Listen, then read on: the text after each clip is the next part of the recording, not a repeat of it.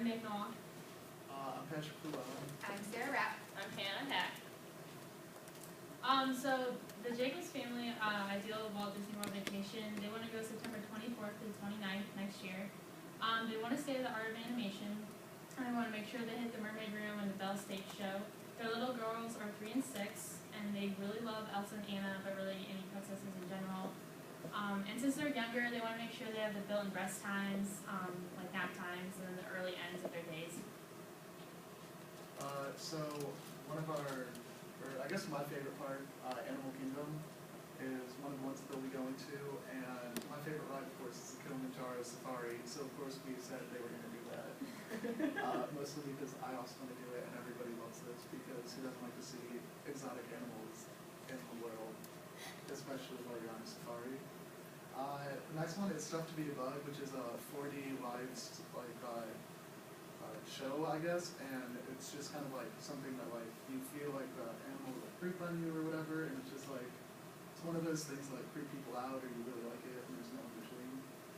The reason there's such a gap there is so this way they have time to go get lunch as well as potential to go back home and take a nap, because like we said, we have to make sure there's nap time scheduled in. The affection section is the petting zoo. They're at Animal Kingdom, and I mean, because they're small and younger, I'm sure they want to go pet some animals that they can that aren't lions or alligators. And then Dino Bites, I remember, I don't know why, but it was like my favorite place to eat there, and I think it's because it's a dinosaur thing, but so I said we should go there. Alright, I'm gonna go Epcot. I've never been to Disney, so bear with me, but at 9 a.m. we're going to do Frozen Ever After. Like Megan mentioned, the girls absolutely love Elsa and Anna and anything Frozen, so we also kind of want to do this too, so we thought that'd be really exciting. And then also, there is a gap as well, so they have time to eat their lunch and to take a nap and kind of like gain up their energy again. So at 4 o'clock we're going to do The Seas with Nemo and Friends. And then obviously experiences, they want to meet Elsa and Anna, so that's what their experiences. And then to eat, they're going to do like the pizzeria window. Hollywood Studios, we chose to do Beauty and the Beast live because they wanted that. That was one of their #1 choices. Also, Disney Junior, we thought they would really enjoy since it is such a young age, and they probably watch a lot of the characters on TV. And then Toy Story Mania is such a popular ride for any age, parents, kids, they both love it. So we decided to do that, and then, as you can see, we also have kind of a gap, but left their mornings relatively open. So then that day, they can kind of leisurely go into the park, maybe get some extra rest in the morning. They also want hopper passes to like be able to go to the different rides as they please, since they have a longer stay than we do. So they could also do them on different days as well.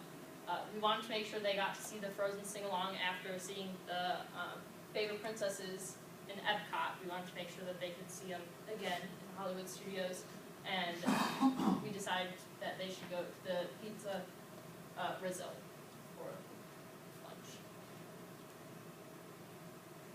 And then Magic Kingdom, we also chose to do kind of a larger gap, so they'll have breakfast at Cinderella's Royal Table, since that was one thing that the parents really wanted to include. And then they'll go to the Under the Sea and have Ariel's Grotto meet the princess right after the ride, kind of like we did in Epcot. And then they'd have that break to do the Magic Carpets of Aladdin later that afternoon after they were well rested.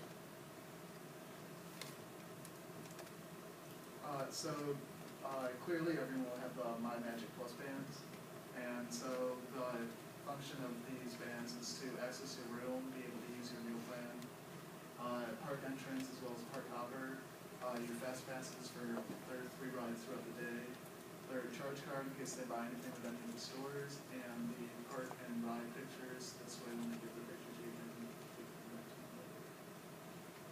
And then our potential barriers are obviously the nap time. They're kind of at the age where they're like, they can't really just like hop in a stroller and like take a nap. They're older where they actually need to like go back to the hotel and take a nap. So we thought that might be a struggle, like with the timing and the different rides and stuff like that. And then also financial restrictions, since they do have a pretty firm budget. They kind of have to like stick to like a certain plan. They can't really just go out and do everything so extravagantly if they want to stick to the financial budget. And then also another big one was the weather, since that's kind of around hurricane season. We know Disney shut down for a couple of days this year, and so we thought that could potentially be a barrier if it was around if the hurricanes were around at that time they were down there. So for our budget, we broke it down per like kingdom per day. We included the food and like the souvenir gifts for every park. So we came up with a total of $845 for the whole park, for all 4 parks. And that's everything.